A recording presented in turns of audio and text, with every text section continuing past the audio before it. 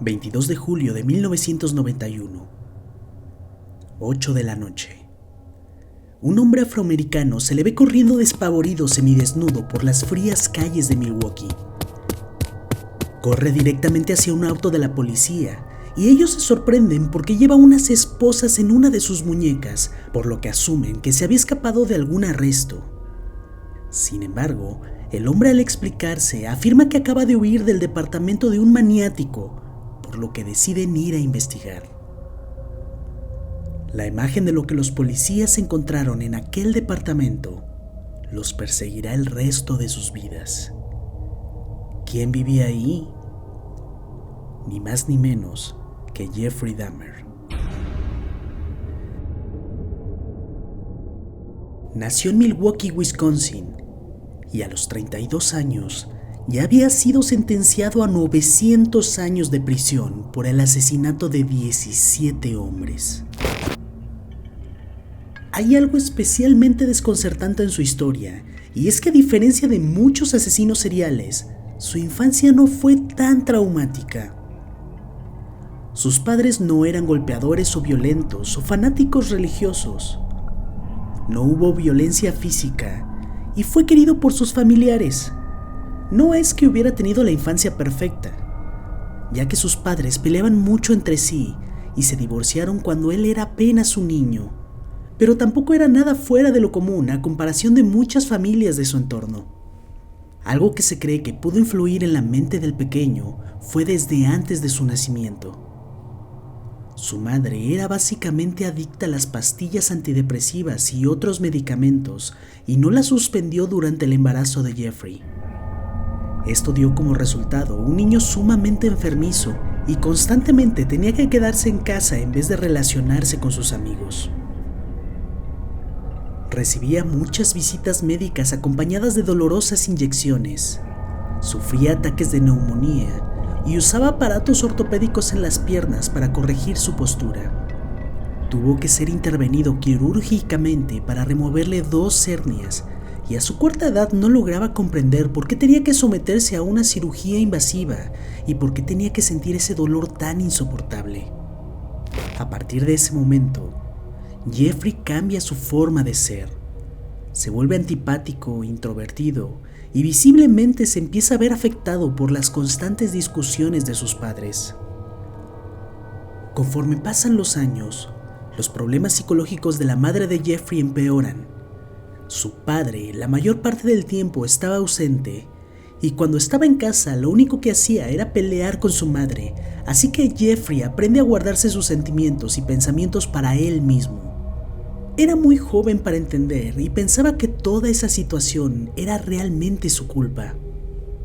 Para evadir todos estos problemas, Dahmer encuentra refugio en una cabaña detrás de su casa donde empieza a realizar experimentos con cadáveres de animales y sustancias químicas. Él vivía rodeado del odio que había entre sus padres, pero en su escondite encontraba que los animales muertos no se burlaban de él, ni discutían, ni le pedían hacer cosas que él no quisiera. Así que comienza una colección de cadáveres de animales meticulosamente ordenada y construye un cementerio en el exterior para algunos que va encontrando. A veces dejaba sus cabezas fuera de la tierra para ver cómo reaccionaban sus vecinos.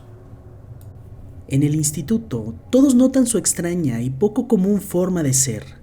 Es el hazmerreír de la clase y es considerado como el rarito, y es reconocido por hacer sonidos extraños y tener comportamientos inadecuados. De repente le gustaba balar como oveja, caminar de forma extravagante. Actuaba como un chico con parálisis cerebral para hacer reír a sus compañeros. Pero lo interesante aquí es que no era un chico del cual la gente se burlara porque pensaran que estaba loco o que fuera diferente. En realidad la gente se reía de él justo en el momento en el que él quería que se rieran. Dahmer pensaba: si te vas a reír de mí, te vas a reír de lo que yo diga, bajo mis propios términos, en el momento que yo lo decida. Era su forma de tomar el control, pero entre más pasaba el tiempo, más control necesitaba. Dahmer se volvió alcohólico cuando aún era menor de edad. con el alcohol podía reprimir sus fantasías sexuales y sus deseos. La homosexualidad, aunque no era un tema tan abierto en aquellos años, tampoco era completamente un tabú. El problema es que Dahmer no solo deseaba hombres vivos, sino que también tenía fantasías con los cadáveres de hombres, porque él pensaba que de esta manera no podrían abandonarlo. Pero sobre todo, lo que más deseaba era el tener el control absoluto sobre alguien. Tanta era su obsesión con el control, que su objetivo era crear una especie de zombie.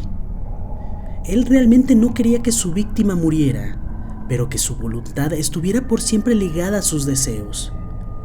Y pensaba que podía lograrlo realizando un hoyo en el cerebro con un taladro y vertiendo ácido o agua hirviendo. Por supuesto, esto terminaba matando a la persona.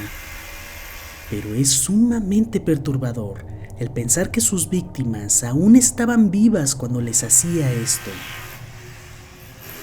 Tiempo después, al fin sus padres deciden divorciarse. Lionel, su padre, se muda a un hotel y 2 semanas después de la graduación, su mamá se marcha con su hermano menor, abandonando y dejando a Jeffrey completamente solo. Eso solo fue un punto que favoreció sus perversas fantasías.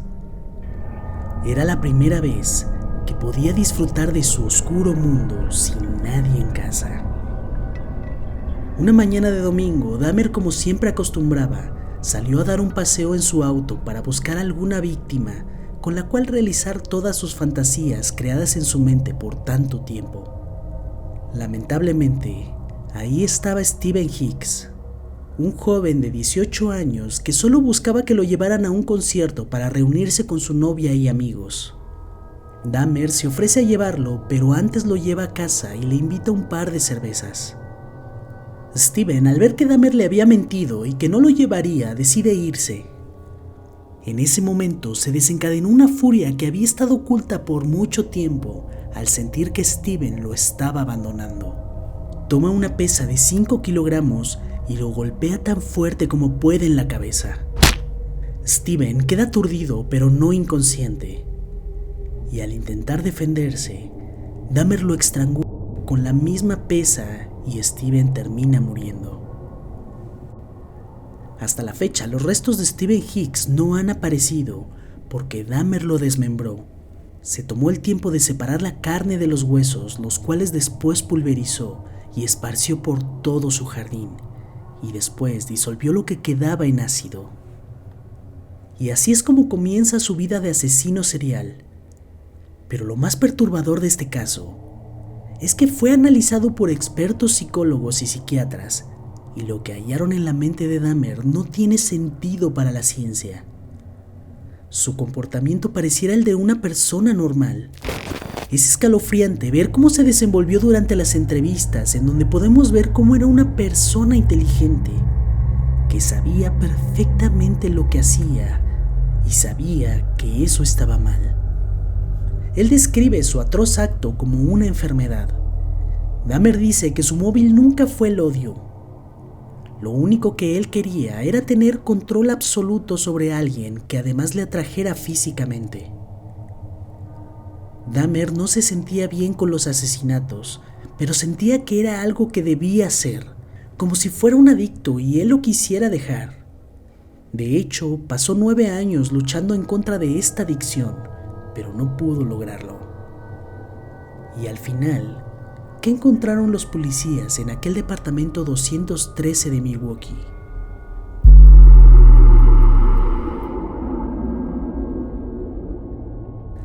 Al lado de su cama había 82 fotografías Polaroid de cadáveres de sus víctimas, cuyos cuerpos los colocaba en diferentes poses.